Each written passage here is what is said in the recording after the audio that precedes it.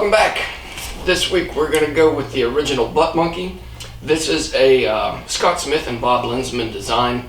It was designed for mainly brook trout up in Canada, but it's also a phenomenal smallmouth pattern in rust. I tie it in rust a decent amount.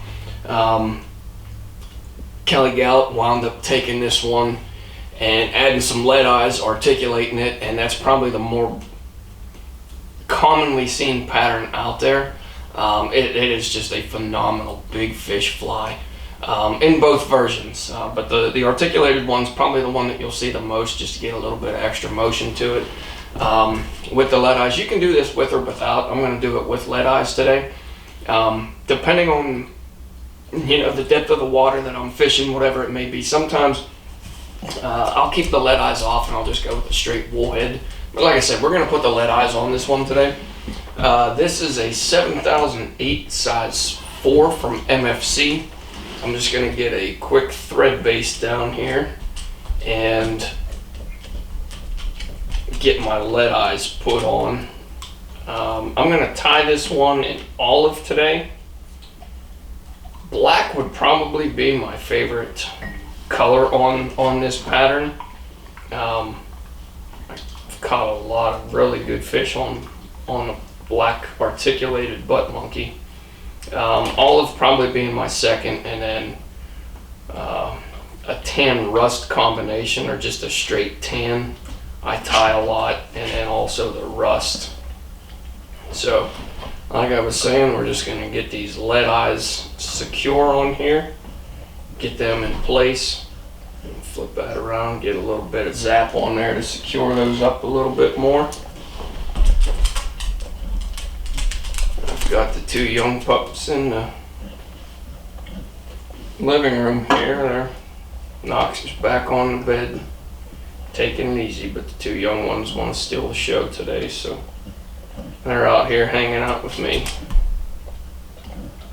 So we're just going to get these secured up, get those lead eyes put in place, and like I said, we got a little bit of zap on there, get a few extra thread wraps around there, get that figure 8 secure, make sure our lead eyes are in good position, everything looks good.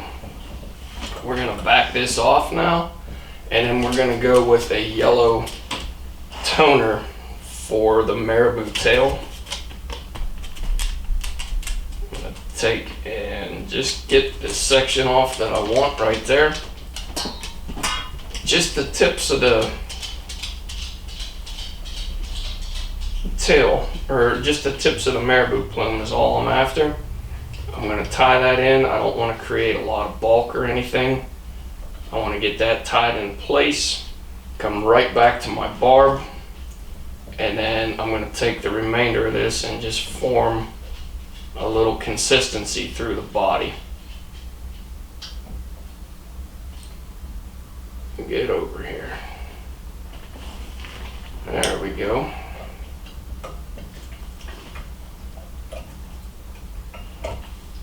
Get those on there. Now I'm going to go with a copper holographic Flashabou for the internal flash. Go 2 strands and just double it up. If you've seen anything with marabou tail, there's nothing new on this. 2 strands, double it up. We're going to run this internally.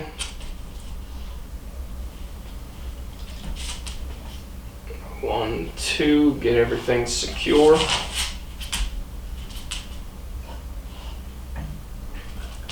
Same thing on this side.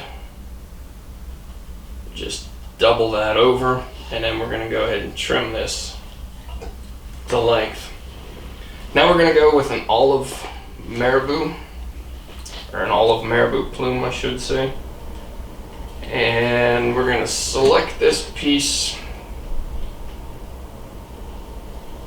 Just same thing as before. We're going to peel everything back using only the portion that we want on this, not to create a lot of bulk. It really does 2 things. It doesn't create a lot of bulk, and then also it's a lot easier to get this secured to the hook if you're using just that thin stack like that. you go getting too much bulk on a Marabou Plume and it's too webby or whatever, you're gonna have a chance for that to spin on your hook if you don't get, even if you do get a really good tight couple of wraps on there, there's a chance, because there's so much material, that it will spin around on you and wind up ruining your fly there. So now we're going to go with a medium Cactus Chenille for the body. I'm going to go ahead and tie that in before I advance forward on this. And you can go with a medium Estage, you can go with the Cactus Chenille, you can go with a dubbing if you would like. Entirely up to you as to what you would like to use on that.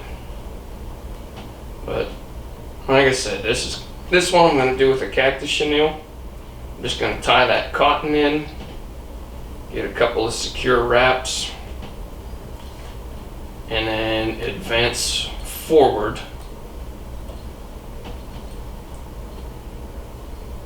on that plume Marabou. Now we have nice consistency in the body. Like I said before, no bumps or anything. Everything's nice and clean. And then I'm going to leave this probably a 1/4 of an inch behind where I have my lead eyes tied in. I'm going to get this in the cradle, and then I'm just going to spin this body now. Got 1 or 2 plumes right there. I didn't like where they were, or 1 or 2 fibers sticking out. I'm going to get about 2 wraps, and I'm just going to pinch my tail. I'm going to anchor that body into place. And then from there forward, every 4th or 5th wrap, I just want to secure that a little bit better. There's 1 wrap there that I didn't like too much. Let me see here. That looks better. Anchor that in, and then I'm going to get 1 more wrap, and we're going to tie that off. Now if you want to, you could have tied in some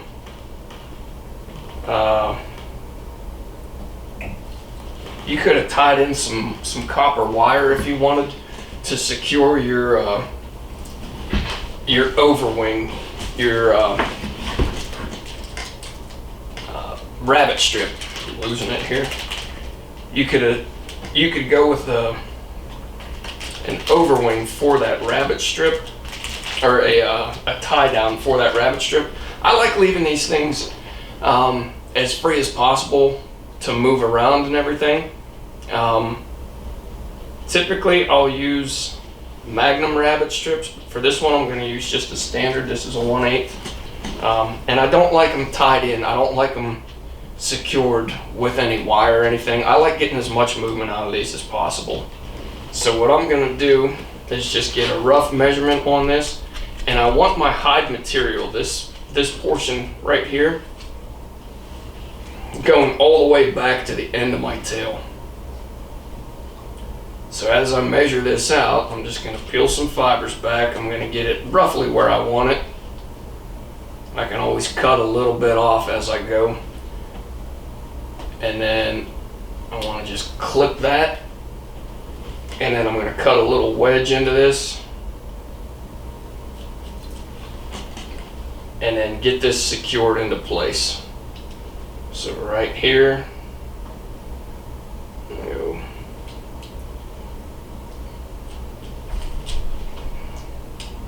I have to spin my bobbin a little bit. It was wanting to go away from me.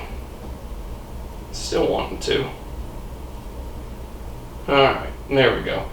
Directly over the top, and you want this running right down the middle of your hook.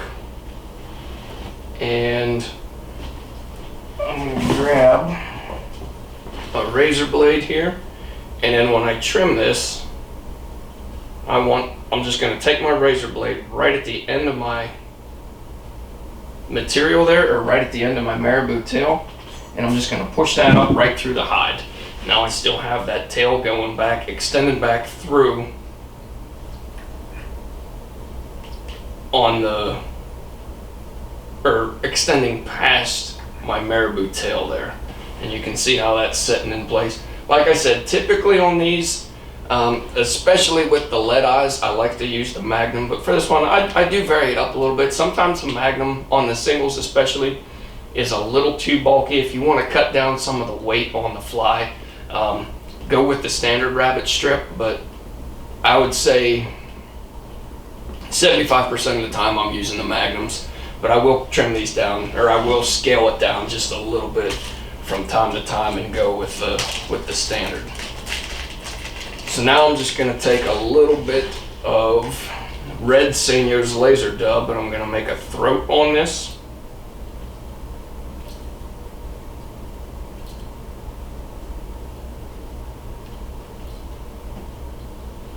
There we go.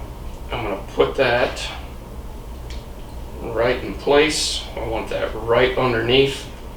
Get that where I want it. Get 2 loose wraps and then pull down tight. That's going to secure that to the hook. I'm going to come underneath here and I'm just going to trim this back at a slight angle. And there you can see the throat that we're going to be working with on that pattern.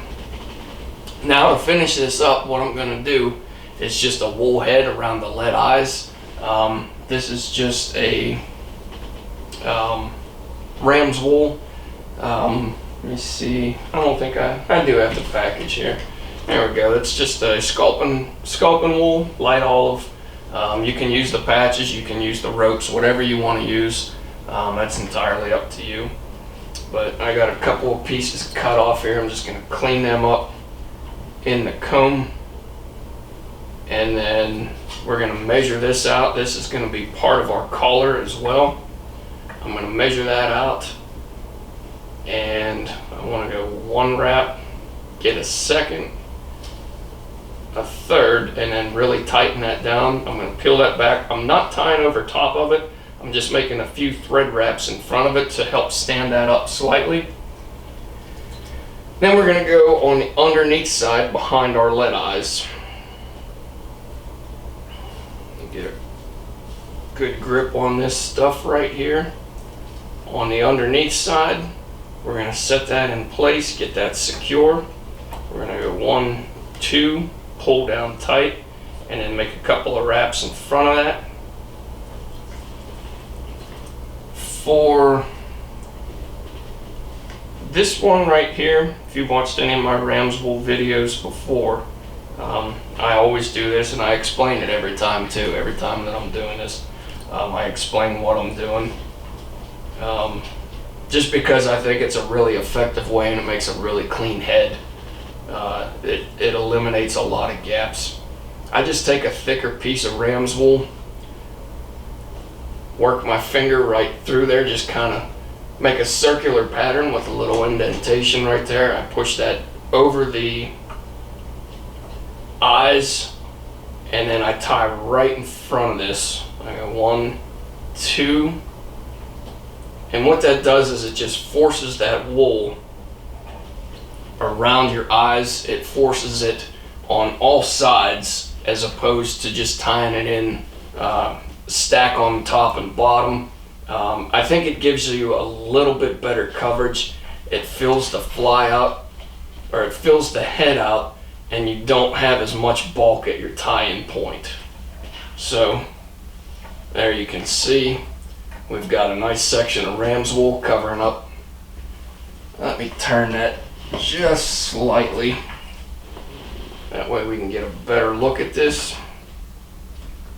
Let me turn that just slightly, and then I'm still able to tie and not fight it too awful much. Now I want to take, once again, another section here, and I'm going to go right on the top, right in front of the eye of the hook. I want to go 1, 2, pull down tight, and then do the same thing on the bottom. I just want to work this material around a little bit. I cleaned the majority of it up beforehand because that stuff's a little bit tougher to clean, and it will end up taking a lot more time on the video, so I figured I'd cut some filming time down by just prepping that stuff beforehand. And so all told, we have 5 pieces of ram's wool in there. Just gonna get couple of whip finishes in that, make everything nice and clean. And before I go prepping this, I'm going to take and clean up my eye. I'm just going to throw some olive on here. And find my bodkin that isn't bent. And then I'm just going to run my bodkin through here.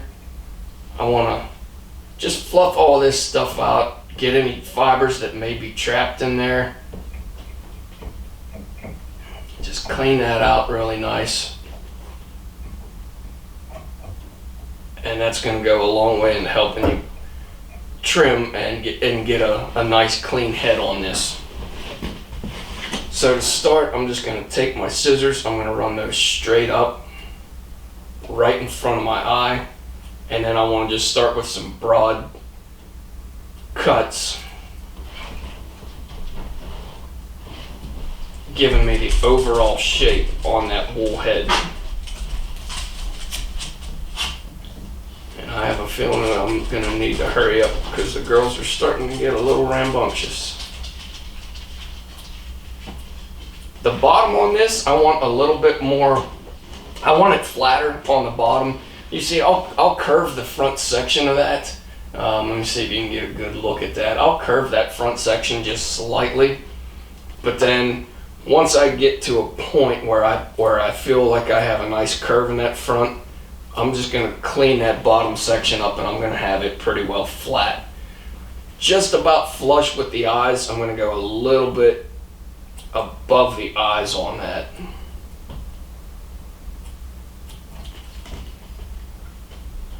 So there you can see we've got a nice clean section. I want to clean these eyes out. I want to be able to see my eyes.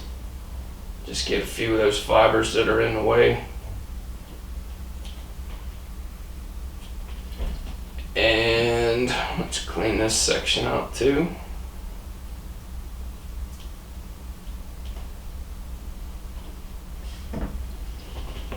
Last thing I'll do before I finish this off is I'm just going to pull this out of the vise. I'm going to cut against the grain, so to speak, and just form the head up.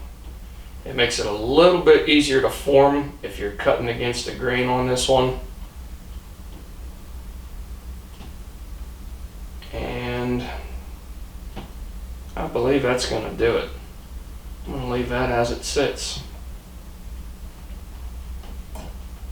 And it's got a little curve in that rabbit strip there. Once it's off, once it's out of the package, it'll flatten out, and certainly once it gets wet, it'll flatten out as well.